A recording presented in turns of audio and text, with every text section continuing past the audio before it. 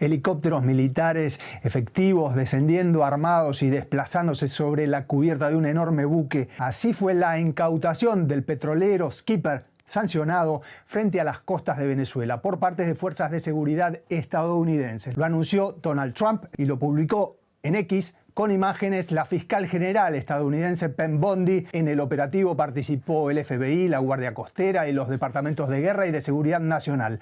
Venezuela denunció la incautación, a la que calificó de robo descarado y un acto de piratería.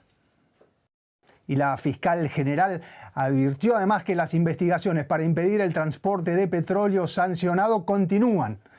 Una nueva fase en la escalada entre Estados Unidos y Venezuela. De esto vamos a hablar hoy en DW Actualidad en Análisis. Soy Andrés Goldschmidt y hoy analizamos con Jesús Rensullo Narváez, que es investigador asociado del Instituto de Estudios Latinoamericanos del GIGA en Hamburgo y es candidato doctoral en Ciencias Políticas de la Universidad de Hamburgo. Le agradecemos muchísimo a Jesús por participar. La primera pregunta muy concreta. Jesús, ¿cuál fue el motivo concreto de esta confiscación? Hola, muchas gracias por tenerme aquí, es un placer. La razón simple es que Trump está tratando de aumentar la presión que tiene sobre Maduro. El gobierno estadounidense ha estado en una campaña de presión externa hacia el gobierno de Nicolás Maduro para forzar su salida del poder.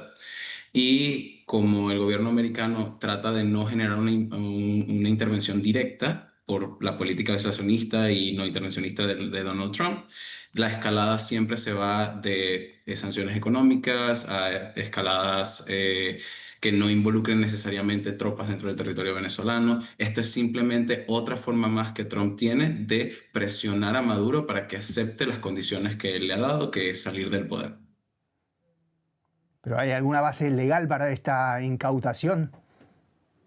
Sí, por supuesto. El tanquero que fue confiscado, el Skipper, fue sancionado en 2019 por el Departamento por los Estados Unidos y ha sido parte de la flota fantasma de Venezuela por años. Esto es solo uno de los 1.200 buques que existen a nivel global que son flota fantasma.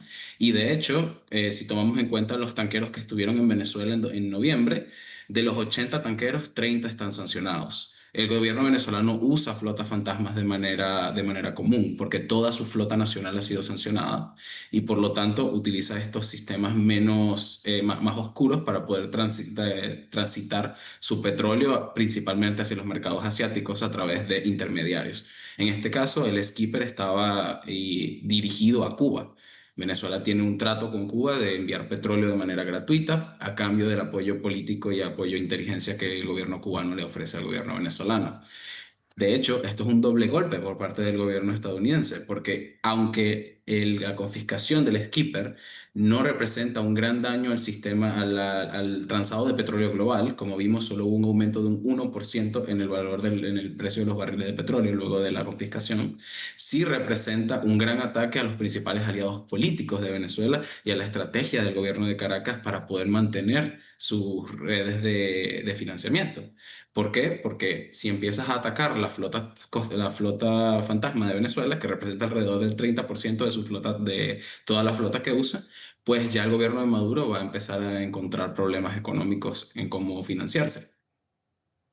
Hablemos un poco más de la estructura de exportación del sector petrolero venezolano. La relación con Cuba es diferente, vos ya lo mencionaste, la dimensión de ese comercio no es significativa ni para Venezuela, de hecho no es comercio en el sentido estricto del término y tampoco tiene influencia en el precio o en la configuración del mercado petrolero. Pero lo concreto es que entre sanciones de todo tipo por parte de Estados Unidos, el sector petrolero venezolano mantiene a flote a la economía del país. ¿Cómo funciona entonces en la práctica ese comercio petrolero? ¿Con qué buques? ¿Con qué flota? Algo mencionaste. ¿En qué modalidades? Bueno, ahora mismo es una forma muy distinta a que lo hubiéramos visto hace 3 años. El modelo de transado petrolero venezolano cambia dependiendo del nivel de sanciones que sufre. Si hubiéramos visto antes de 2019, la mayoría del manejo petrolero venezolano eran flotas oficiales que se enviaban a Estados Unidos, a Asia, a Rusia, a Cuba. pero luego de las sanciones americanas en 2019, con la crisis que se generó con la llegada de Juan Guaidó y la declaración de Juan Guaidó como presidente interino de Venezuela, pues llevó al gobierno venezolano a crear una flota fantasma muchísimo más sólida que le permitiera transar su petróleo sancionado hacia principalmente mercados asiáticos.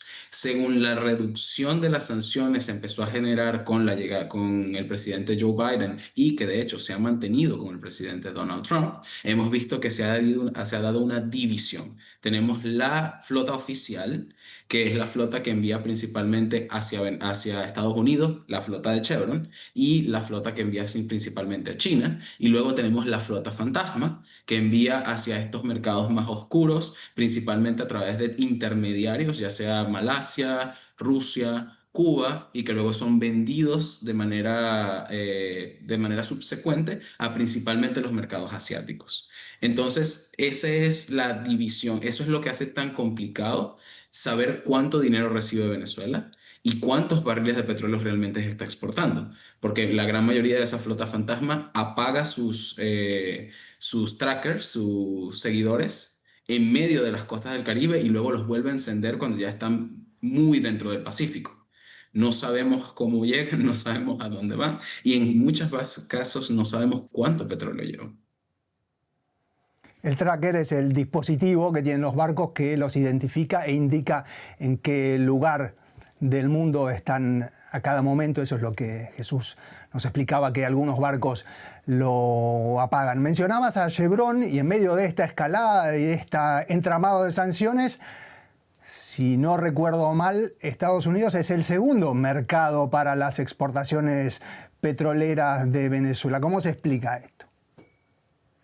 Pues tiene mucho que ver con, uno, la política que se generó durante el gobierno de Biden sobre tratar de negociar con Maduro para una transición democrática que permitió el relajamiento de las sanciones y la apertura de Chevron dentro del territorio venezolano. Venezuela necesitaba esa inversión extranjera de manera urgente, porque la cantidad de barriles de petróleo que Venezuela estaba exportando era mínima, alrededor de 500.000 barriles, que representa ni siquiera el 20% del máximo que Venezuela llegó a producir en los 90, pero además representa una continuación bajo la política de Donald Trump.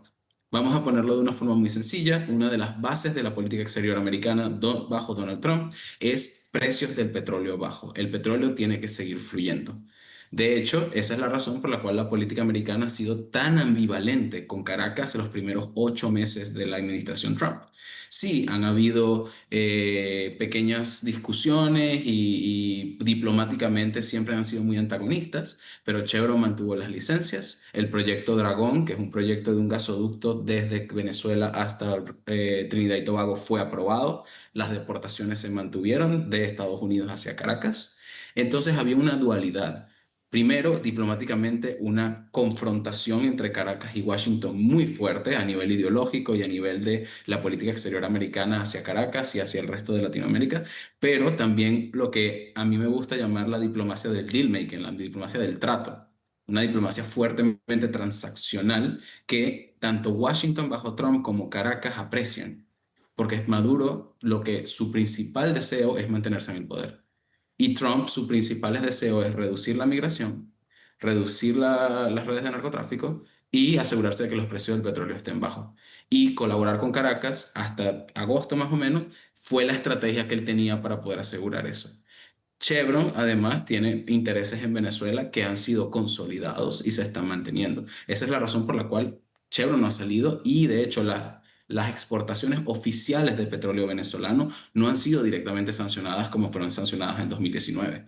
No es como que Trump no pudiera repetir lo que hizo en 2019, es que no quiere. Hablamos con Jesús Rensullo Narváez sobre la confiscación de un barco petrolero cerca de las costas de Venezuela de ayer. Hablamos de escalada o de posible escalada en el marco de estas tensiones. Hay antecedentes de confiscaciones. Uno, por ejemplo, en 2020, donde Estados Unidos confiscó 4 buques con gasolina iraní hacia Venezuela.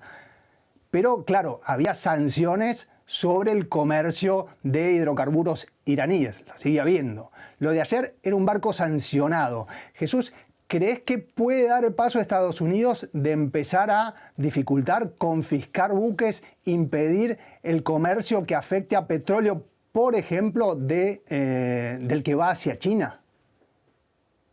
Es muy difícil porque la mayoría de la flota que se utiliza hacia China es flota oficial, es flota que no está sancionada. Entonces, al menos el petróleo chino por ahora está a salvo. Mientras solo sean las flotas sancionadas las que estén siendo atacadas, como sucedió, por ejemplo, con el Morning Glory en 2014, que fue confiscado en las costas de Chipre, justamente no porque los contenidos estuvieran sancionados, sino porque el buque como tal, el Morning Glory, había sido sancionado por los Estados Unidos.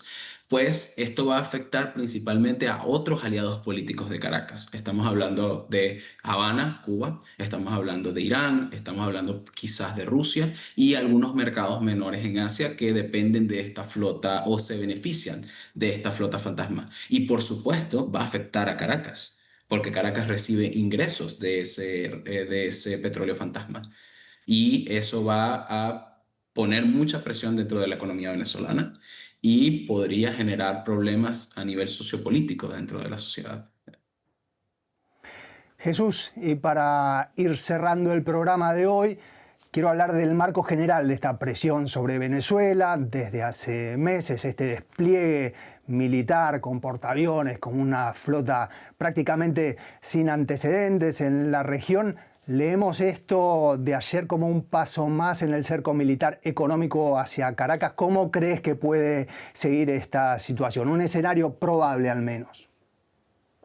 Pues el escenario más probable es una escalada que no llegue hasta los puntos más finales de una escalada militar. Ni el gobierno de Caracas ni el gobierno de Washington quieren una confrontación militar.